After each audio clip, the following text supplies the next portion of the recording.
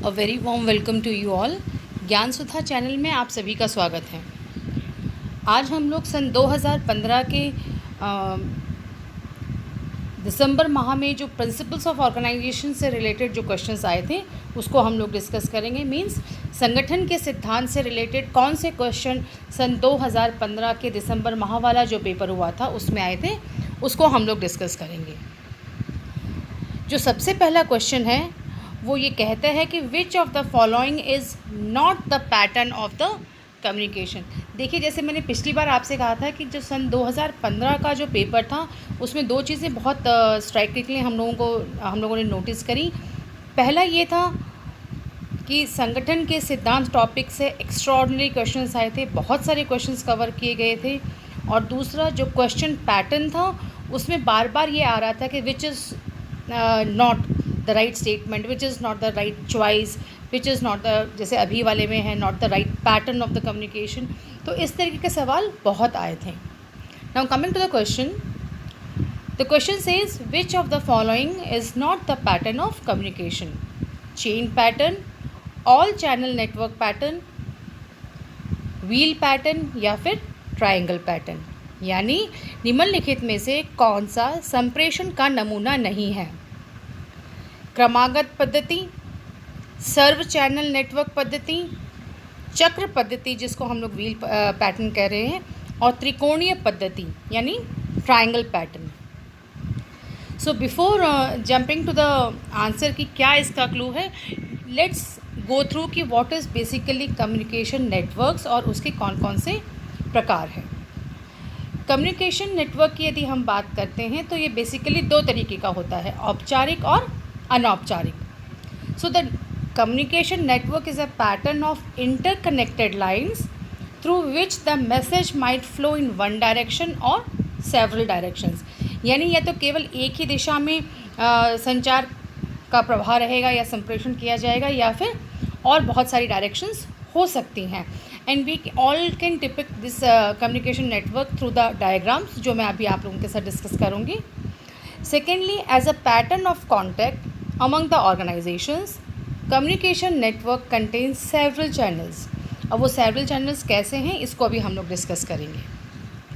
जैसे अभी मैंने आपसे कहा था कि संचार के जो संजाल हैं, मीन्स नेटवर्क्स ऑफ कम्युनिकेशन, दो तरीके के होते हैं, औपचारिक और अनौपचारिक। लुई फिलिप ने औपचारिक संबंधों पर आधारित जो प्रकार बताए थे वो है circle network, chain network pattern, wheel network pattern और ऑल चैनल नेटवर्क पैटर्न।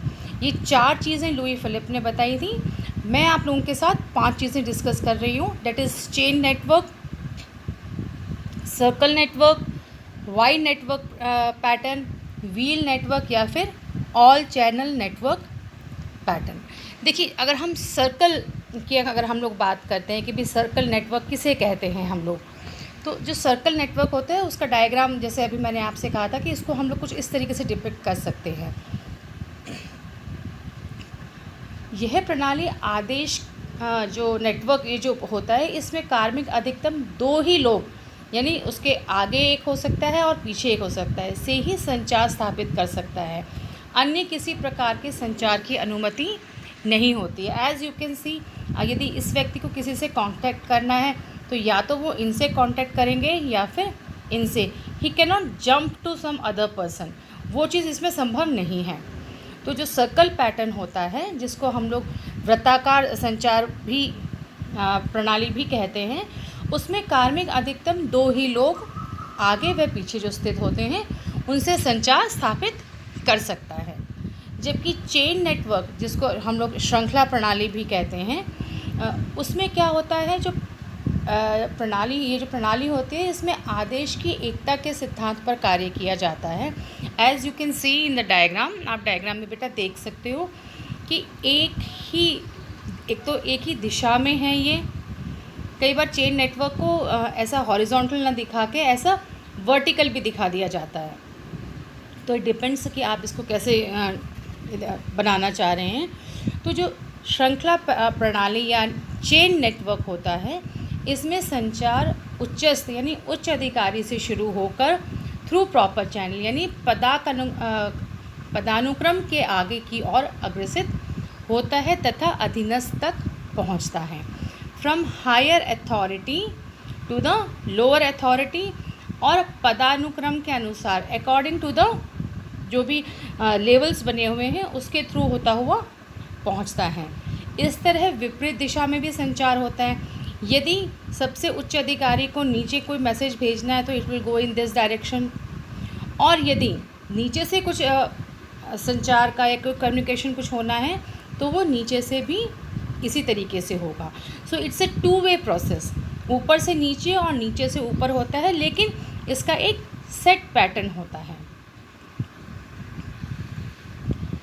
इसके बाद हम लोग देख रहे हैं कि जो वाई नेटवर्क होता है उसमें आप लोग देख सकते हो कि भाई जो मुख्य स्रोत है संचार का वो अपने अलग अलग 3 दिशाओं में इसको कर सकता है, और ठीक इसी तरीके से ये भी उल्टा आ सकता है, नीचे से ऊपर और ऊपर से नीचे, लेकिन एक सेट पैटर्न नहीं है। It's not in only one direction, it is in the 3 direction, और ये वाई की तरह फॉर्म करता है, इसलिए हम लोग इसको वाई पैटर्न कहते हैं। नेक्स्ट इज़ व्हील पैटर्न, चक्र पद्धति जिसको हम लोग कह रहे हैं, या फिर पहिया प्रणाली भी आप लोग कहते हैं। अब आप डायग्राम में देख के, सिंपल डायग्राम ही आपको डिपिक्ट कर रहा है कि भाई हाँ it's a wheel pattern, means चारों तरफ है इसका। इस तरीके की जो संचार होती है इसमें केंद्र बिंदु पर मुखिया होता है अथवा नेता होता है, आप कुछ भी कह सकते हो, उच्च अधिकारी होता है, और वह अन्य सभी के साथ संचार स्थापित कर सकता है। अन्य सदस्यों को आपस में संचार की अनुमति नहीं होती है। देखिए जो हम लोगों ने सर्कल पैटर्न किया था उसमें एक जो व्यक्ति था वो अब 2 ही व्यक्तियों से संपर्क कर सकता था, या तो अपने पीछे वाले से या फिर अपने आगे वाले से, जबकि व्हील पैटर्न में ये आपस में एक दूसरे के साथ नहीं कर सकते। Everything has to be between the उच्च अधिकारी या फिर उनके जो निम्न अधिकारी है। इट्स अ 2 वे प्रोसेस, लेकिन ये आपस में संपर्क नहीं कर सकते। सभी को उच्च अधिकारी से ही संपर्क करने की अनुमति होती है। एज यू कैन सी सबका फ्लो अंदर की तरफ है, यानी जो उच्च अधिकारी है उसकी तरफ होता है। अब हमारा आता है ऑल चैनल नेटवर्क प्रणाली, यानी सर्व चैनल नेटवर्क पद्धति जिसे हम कहते हैं, या फिर सर्वदिशयी या फिर तारा प्रणाली भी कहते हैं, because it's forming a star shape. अगर आप लोग देखेंगे तो जो ऑल चैनल होता है इसका एक नाम आप लोग और याद रखिए कि इसको स्टार नेटवर्क भी बोलते हैं, स्टार नेटवर्क भी बोलते हैं। तो दोनों वर्ड अगर आते हैं तो दोनों का एक ही मतलब है। देखिए स्टार में आप लोग ये देख सकते हैं कि जो कम्युनिकेशन हो रहा है वो सब दिशाओं में हो रहा है, आगे पीछे भी हो रहा है, और ये एक दूसरे को किसी भी व्यक्ति को संपर्क कर सकते हैं। बेसिकली संचार की इस प्रणाली में एक व्यक्ति संगठन में उपस्थित सभी लोगों से संचार कर सकता है, और यही प्रणाली आज की तारीख में सबसे लोकप्रिय और उदार मानी जाती है। जैसे मैंने शुरू में आपसे कहा था कि जो औपचारिक नेटवर्क है वो 2 प्रकार के होते हैं। जो नेटवर्क कम्युनिकेशन है, जो स्वचालित संचार है, वो 2 प्रकार का होता है, अनौपचारिक और औपचारिक। औपचारिक में हमने जो 5 अलग अलग चीज़ें थी वो हम लोगों ने अभी आपके साथ डिस्कस करी मैंने बेटा। जो अनौपचारिक नेटवर्क है औपचारिक नेटवर्क, या फिर इसको ग्रेप वाइन संचार के रूप में भी हम इसको जानते हैं।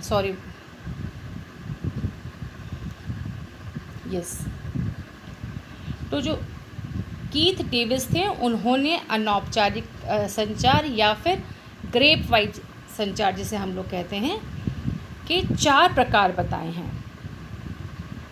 Single strand network, gossip network, cluster network या फिर प्रोबेबिलिटी नेटवर्क। गॉसिप नेटवर्क यानी गपशप प्रणाली, क्लस्टर नेटवर्क यानी गुच्छा नेटवर्क जिसे हम लोग कहते हैं, एक जगह से जैसे झुंड सा बन जाता है, क्लस्टर सा बन जाता है। और आपकी ये जो प्रोबेबिलिटी वाली जो हम बात करें इसको हम लोग कहते हैं संभाव्य प्रणाली। इसमें जो भी प्रणाली होती है यह इस सिद्धांत पे कार्य करती है जिसमें सूचना का प्रसारण बेतरतीब ढंग से किसी भी बिना किसी उचित तरीके से किसी से भी संपर्क वो लोग स्थापित कर लेते हैं।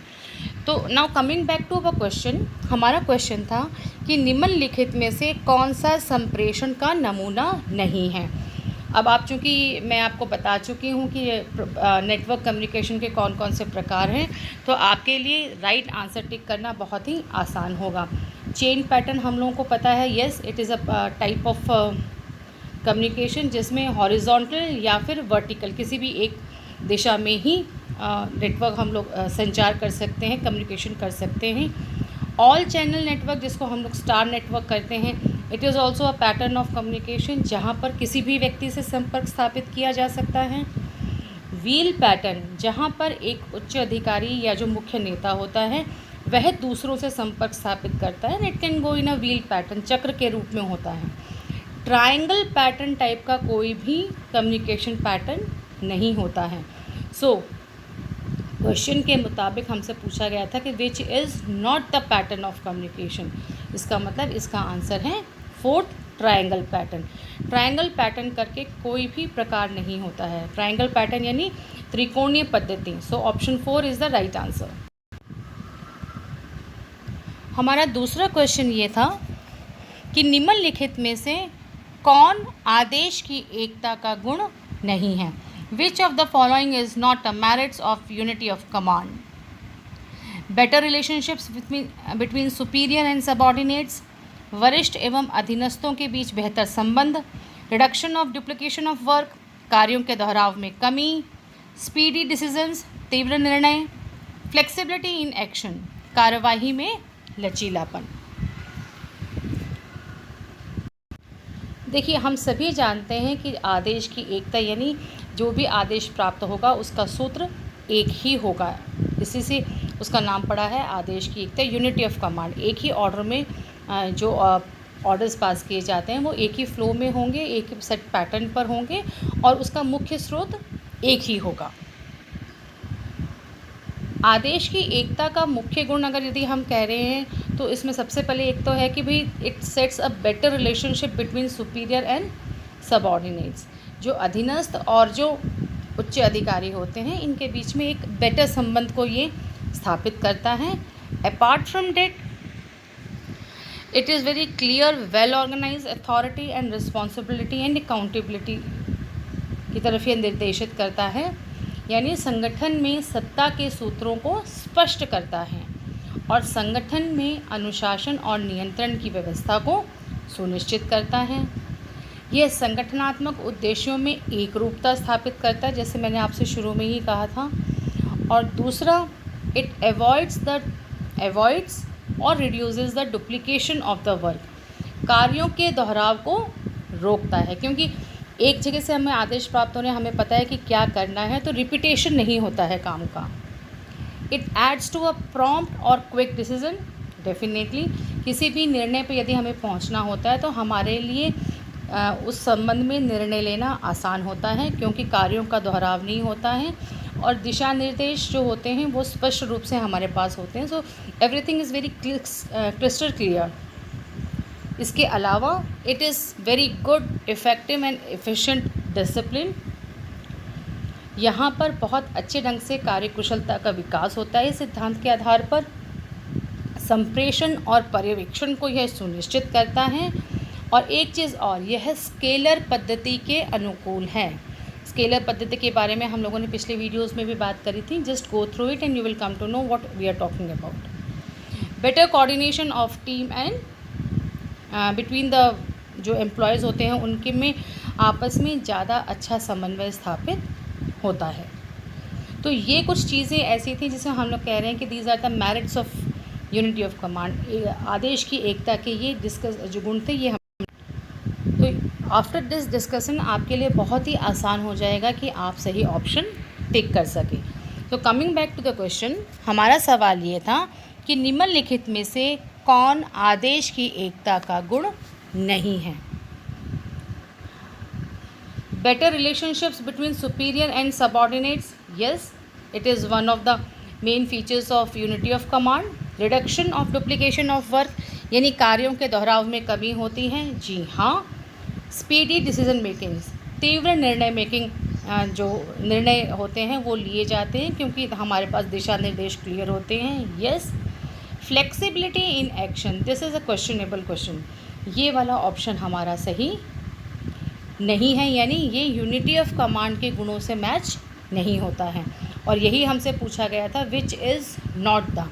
अगेन आप क्वेश्चन पैटर्न देखिए, they are asking you which is not the, means नीचे जो दिए गए हैं उसमें से 3 सही ऑप्शंस हैं और 1 गलत हैं और हमें गलत वाले को ही यहाँ पर चूज़ करना है. So the right option is option 4, flexibility in action, कार्यवाही में लचीलापन आदेश की एकता का एक विशेष गुण नहीं है. Now coming to the next question, हमारा अगला क्वेश्चन ये कहता है कि निम्नलिखित में से कौन सा एक समन्वय का कार्य नहीं है. टीम भावना को प्रोत्साहित करना, संसाधनों का इष्टतम उपयोग करना, उच्च कार्यक्षमता की ओर अग्रसर होना और कामगारों की संतुष्टि, यानी वर्क सेटिस्फैक्शन की हम लोग बात कर रहे हैं यहाँ पे. एज वी ऑल नो कि समन्वय की जब हम बात करते हैं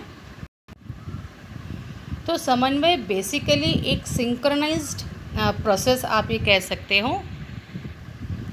एक सिंक्रोनाइजेशन होता है जब हम लोग कोऑर्डिनेशन की बात करते हैं between different departments and employees of the organisation, यानी प्रबंध प्रक्रिया को कुशल व प्रभावी बनाता है यह समन्वय. इसके अलावा it maintains harmony in the various departments of the organisation, पारस्परिक हितों में जो संघर्ष होता है वह उसको रोकता है, हार्मनी की तरफ अग्रसर रहता है, संस्था के जो साधन हैं, उनके प्रयत्न हैं, उनके उद्देश्य जो होते हैं उसमें संतुलन स्थापित करता है. इसके अलावा it makes the most use of the resources available in the organisation, यानी साधनों के दुरुपयोग को रोककर यह सदुपयोग में वृद्धि करता है. न्यूनतम लागत पर अधिकतम व श्रेष्ठ उत्पादन होना और निर्देशन में एकता को स्थापित करता है. सो दीज आर सब basic features of coordination. Coordination किसी भी काम को करने के लिए सुचारू रूप से और व्यवस्थित रूप से और स्मूथली करने के लिए बहुत ही ज़रूरी है. ये डिपार्टमेंट में एक हेल्दी एटमॉस्फेयर बना के रखता है संगठन और उसके कार्मिकों के मध्य.